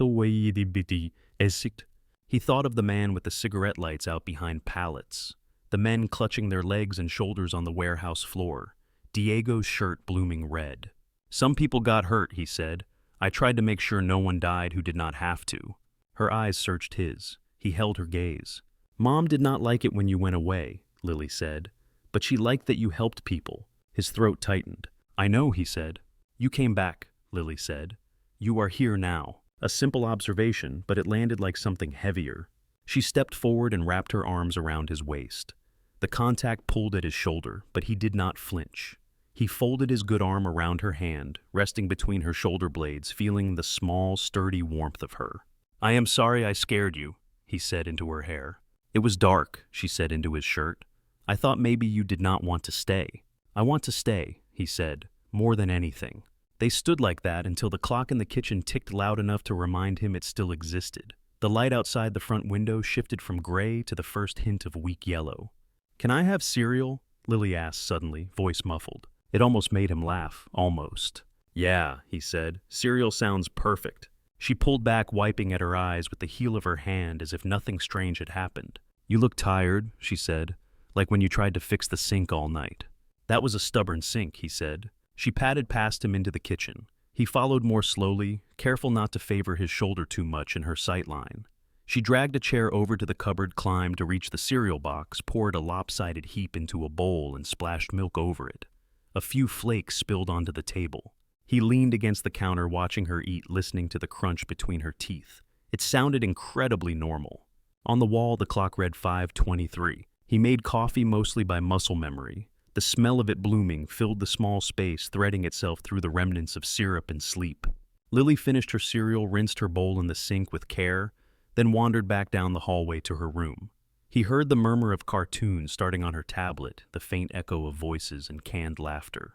He exhaled and let his head rest against the cabinet door for a moment. He knew he should call someone, a hospital, a hotline, a captain he had not spoken to in 3 years. Instead, he moved around the kitchen, wiping an already clean counter, straightening a stack of mail, anything to keep his hands busy. The day moved on. He bandaged his shoulder again later, with fresher gauze. He took 2 painkillers from the bottle he kept for old back injuries and washed them down with lukewarm coffee. He put the Glock back in the lockbox after wiping it down, fingers moving with practiced care, and spun the dial until the numbers vanished into metal. He did not take the vest off, not yet. When the sun was higher and the living room was bright enough that Lily had opened the curtains, he turned on the TV. Not to any of her shows, to the local news. They talked about traffic, a high school football game, a fire that had gutted a restaurant kitchen. Then the anchor's tone shifted. Overnight, she said, police responded to reports of gunfire at an abandoned warehouse along the South Platte. Authorities say the incident appears to be related to gang activity in the area. Footage rolled, grainy shots of the Condor Logistics building, yellow tape around the lot, officers moving in and out of the open bay door.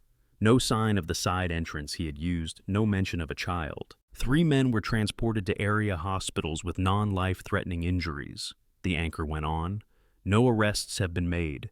The investigation is ongoing. A short statement from a police spokesperson played.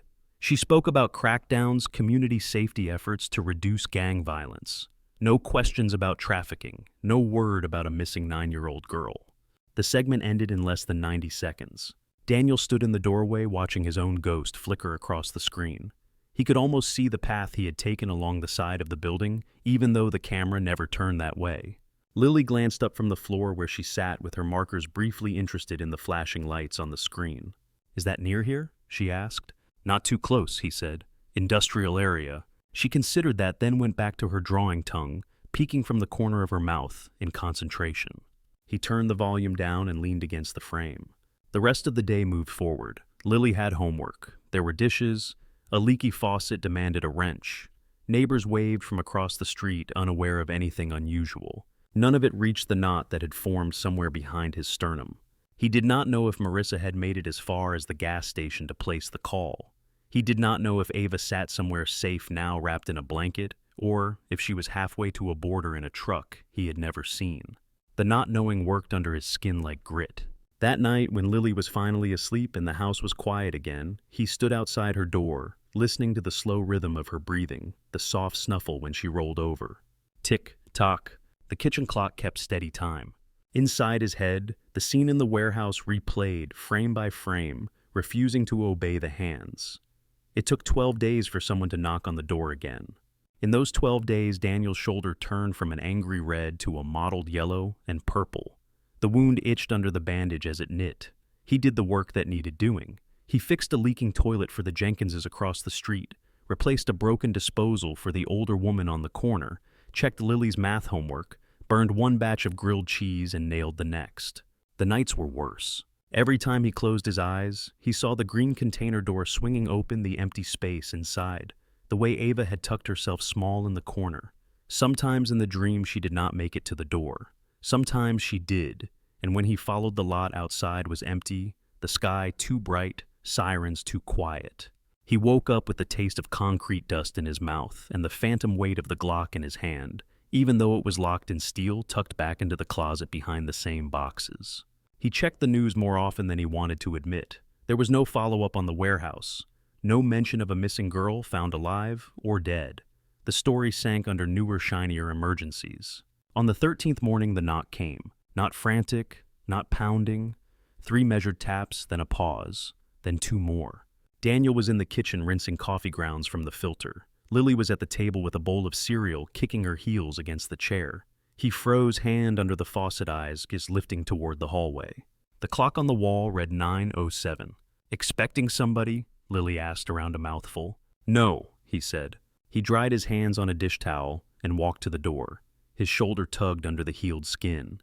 He felt every step. This time he checked the peephole before his hand reached for the locks. A woman stood on the porch. Her hair was brushed back into a simple ponytail. Her face was free of bruises. The skin where the swelling had been was a yellow shadow now. She wore a clean sweatshirt and jeans. There was a small canvas backpack over one shoulder.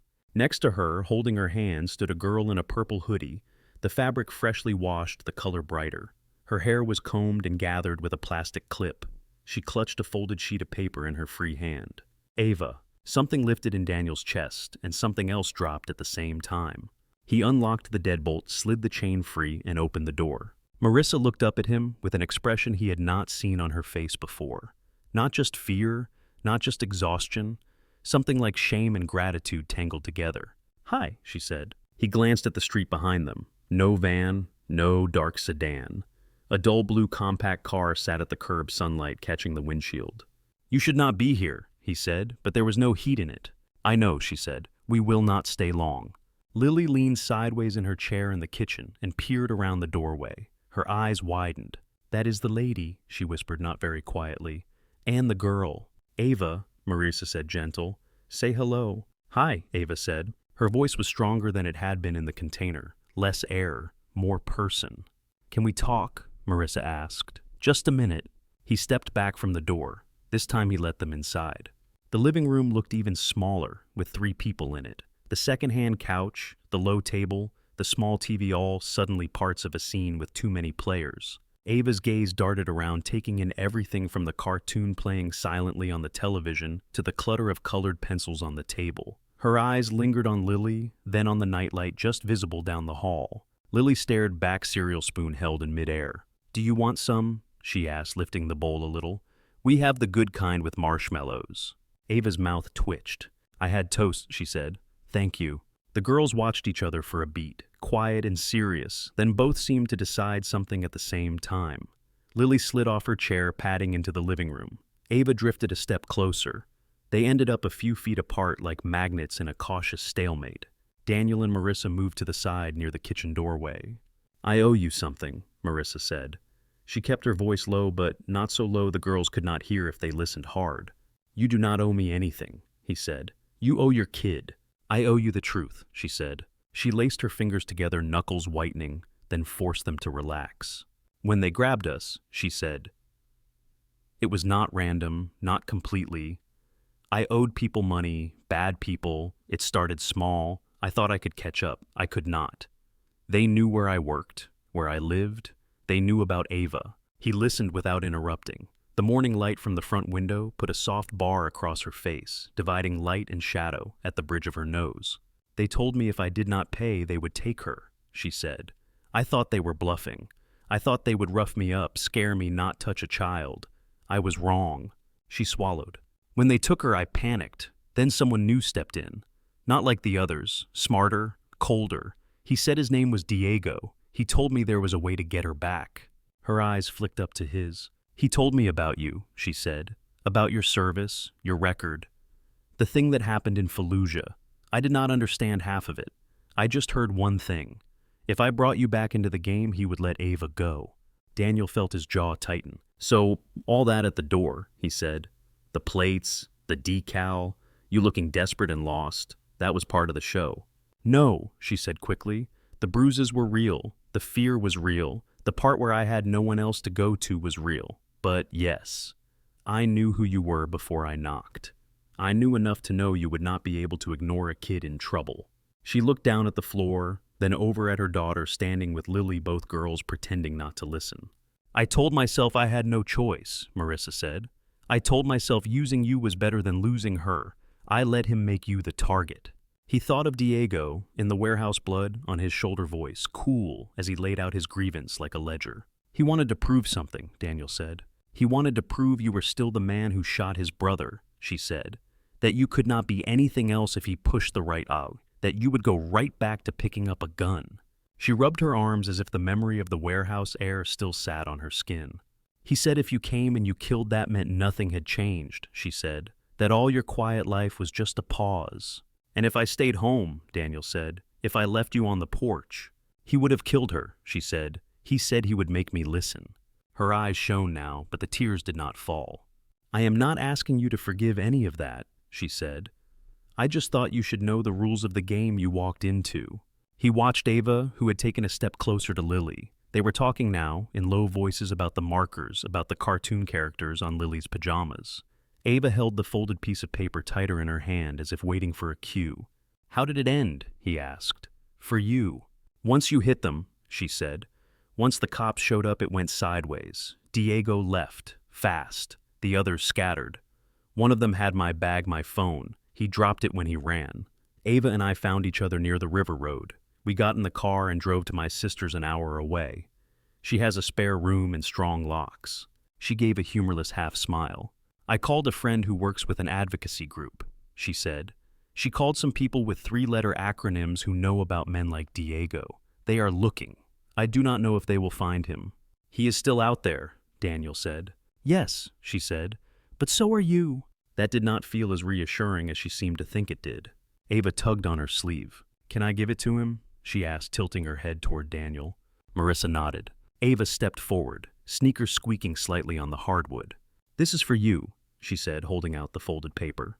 He wiped his palm on his jeans before taking it.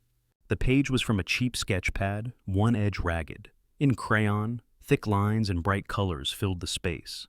A man in a dark shirt, drawn bigger than everyone else, stood near the middle, one arm stretched out. A smaller figure in a purple hoodie held his hand. Behind them was a big rectangle, with a green door open wide.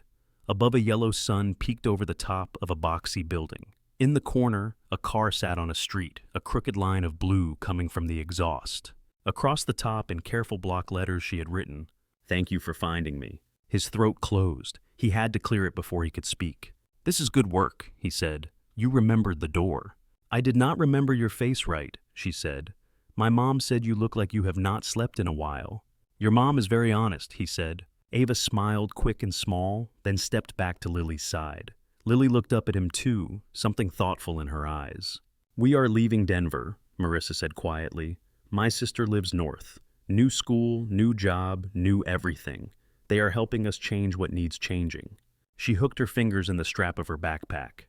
I did not want to go without saying thank you, she said, even if it came with the rest. He nodded.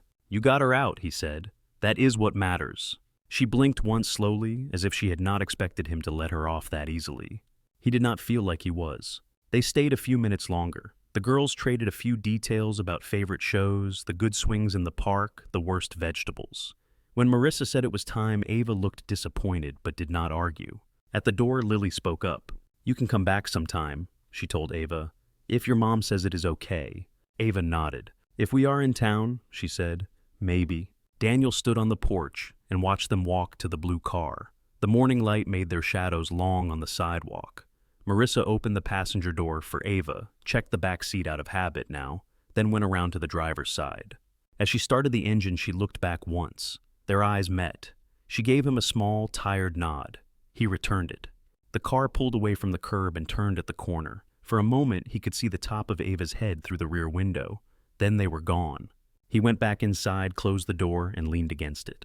The house felt different, not bigger or smaller, just shifted. On the coffee table, the drawing lay where he had set it. He picked it up and carried it to the kitchen. The fridge door was crowded with Lily's work. Flowers, a lopsided dinosaur, a stick-figure family under a sun. He found a space and smoothed the new picture into place with a magnet. The words at the top sat at his eye level. He looked at them longer than he meant to.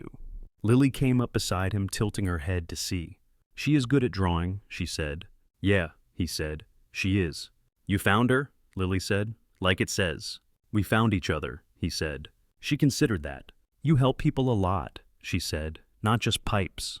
Sometimes I make bigger messes first, he said. She shrugged in a way that was pure Emily dismissing his self-criticism with a small flick of motion. Maybe you could help people on purpose, she said, when no one is getting shot. The suggestion landed lightly, but it did not leave. Later, when Lily went outside to ride her bike up and down the sidewalk, he sat at the kitchen table with a legal pad and a pen. The house was quiet, except for the ticking of the clock and the occasional clatter of tires on the front walk. He wrote Emily's name at the top of the page. Under it, he started to list the things he knew how to do that did not involve a rifle or a pistol. Listen, sit, make coffee, call someone who knows more than he does, patch a wall, fix a lock, keep watch. The page did not look like much when he finished just a few scattered words in his uneven handwriting. He smoothed the hand over the paper anyway. The air in the kitchen still smelled faintly of syrup from breakfast and of crayon wax from the drawing on the fridge. Outside, Lily's laughter floated in for a second, then faded as she pedaled farther down the block. The clock on the wall kept time. 4 months later, the sign on the front window read, Emily's Table, in simple black letters. The storefront sat on a side street off Colfax, squeezed between a nail salon and a tax prep office. The glass window was half frosted for privacy, half clear so the light could spill onto the sidewalk. Inside, the place smelled of coffee, old wood, and something sweet that usually lived in a muffin tin. On a Tuesday afternoon, the space held 6 people and felt full. An older man in a battered army jacket sat at the table near the window, fingers wrapped around a mug that had long since cooled. His eyes were on the street, but his words drifted back toward the counter. Some nights I still hear it, he said, not specifying what. He did not need to. Like the engine is right here in the room. Daniel stood behind the counter, leaning on his forearms, listening. He did not push. He did not ask for details. He let the man talk until the words ran out.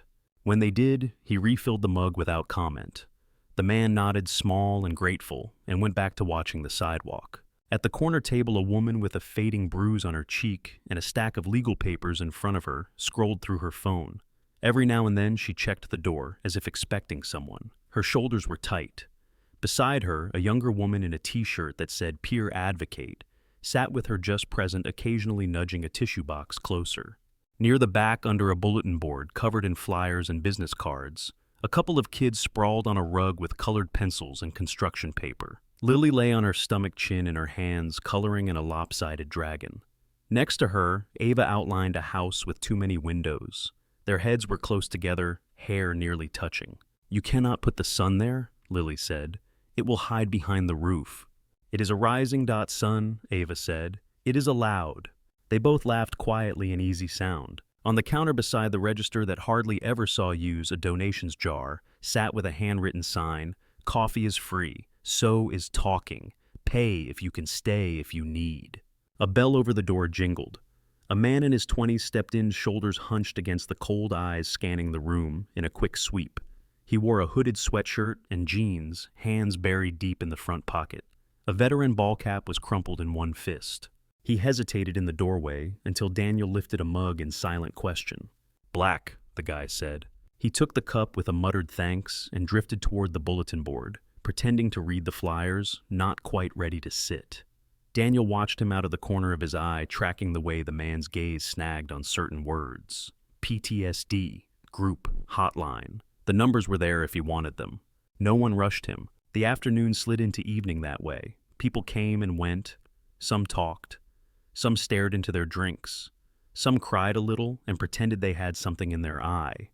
Daniel poured coffee-wiped tables, listened where he could, pointed quietly at the bulletin board when someone asked what else there was. When the sky outside turned the color of bruised plums and the neon sign at the tax office flickered on, Lily wandered up to the counter. "Mom says we have to leave soon," she said. Marissa stood by the doorcoat on car keys in hand. She had put on a little weight. Her face looked less drawn. She checked her phone, then glanced up, catching Daniel's eye. She gave him a small half wave. "Finish up," he told Lily. "We have to close soon, too." Lily nodded and darted back to Ava. They huddled over their papers again, racing to finish before time ran out. When they finally slid into their coats, Ava pressed a new drawing into his hand.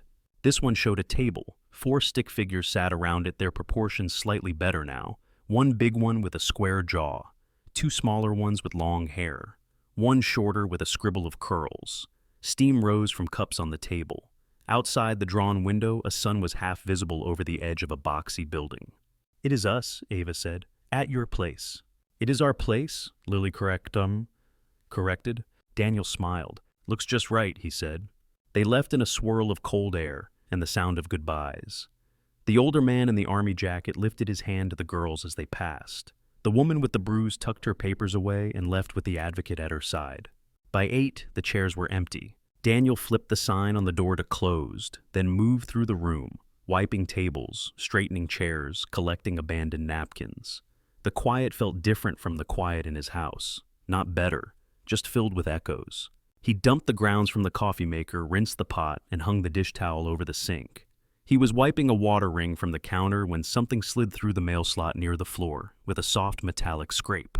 He straightened, listening. No follow-up knock. No footsteps lingering on the sidewalk. He walked over and picked up the envelope. Plain white, no return address, his name not written anywhere. The paper felt normal in his hand. His neck prickled anyway. He opened it. A single photograph slid out into his palm. It showed a sun-bleached plaza somewhere south of here.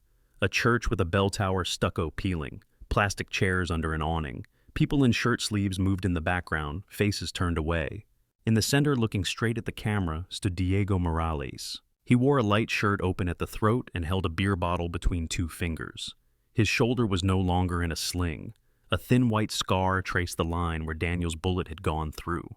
His smile was small and private, like a joke only he knew. Behind him, over his shoulder, the ocean glinted blue. Water again. Always water. On the back of the photograph, in neat block letters, someone had written, "Your move, sailor."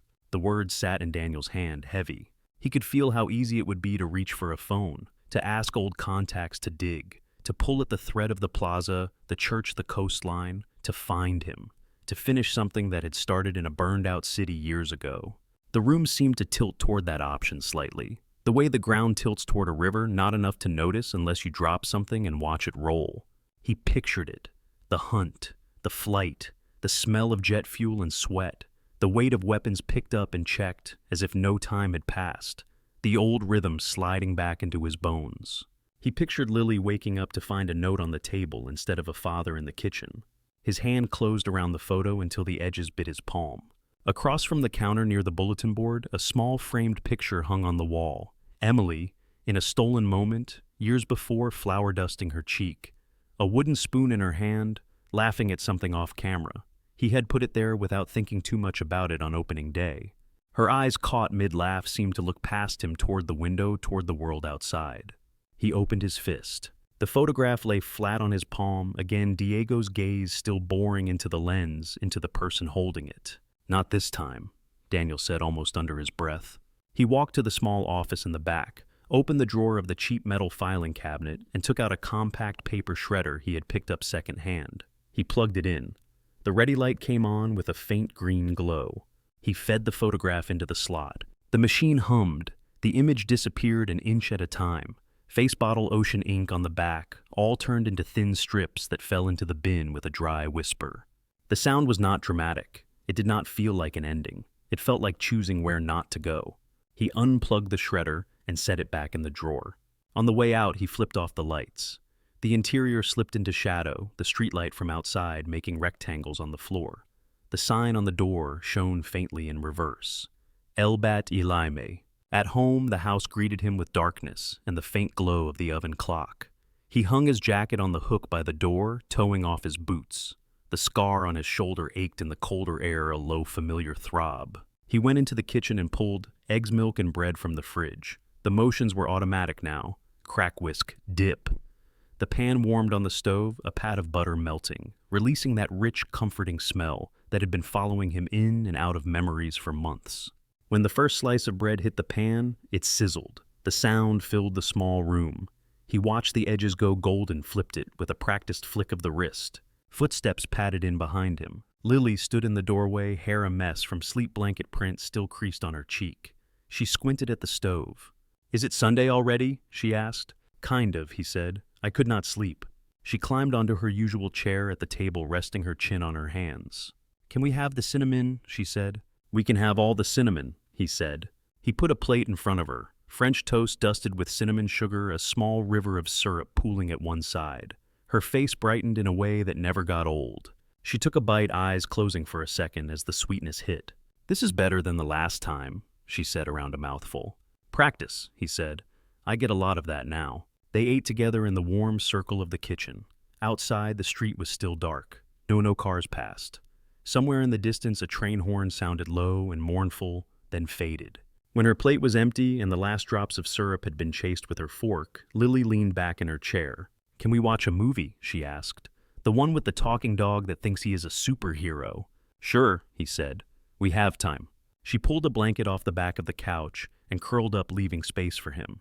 He sat down carefully, shoulder twinging, and she leaned into his side without asking, head against his ribs. On the screen, bright colors flashed, characters shouted over explosions that looked less impressive now. Lily laughed at the same places she always did. At one especially ridiculous pratfall, she snorted mid-sip of milk and had to grab a napkin, giggling. "You did it again," he said. "It is the dog," she said, laughing. "He is stupid." He smiled, watching her more than the movie. Later, when she drifted off her head heavy on his lap, he muted the TV and just listened to her breathe. Slow, even, completely unaware of anything that had happened in a warehouse by the river. He carried her to bed, tucking her in under the blankets. The nightlight painted its familiar blue glow across the wall. Before he left the room, he touched the doorframe, fingers tracing the grain. In the hallway, the kitchen clock stared back at him from its place on the wall. The hands pointed to 2:17. Tick-tock. The sound was the same as always. For the first time in a long time, it did not feel like a countdown. It felt like a simple thing doing its small job, keeping time while he did his. He walked back to the kitchen, rinsed the plates, wiped down the stove. The house smelled of cinnamon and butter and a little bit of dish soap. In the quiet, with his daughter asleep in the next room and a whole city breathing outside, he stood there for a moment and let the ordinary weight of it settle on his shoulders. It was not light, it fit. Thank you so much for listening to today's story. If this story resonated with you or made you reflect, I'd love to hear your thoughts, so feel free to share them in the comments below. And don't forget to like, subscribe, and hit the notification bell so you won't miss the next story.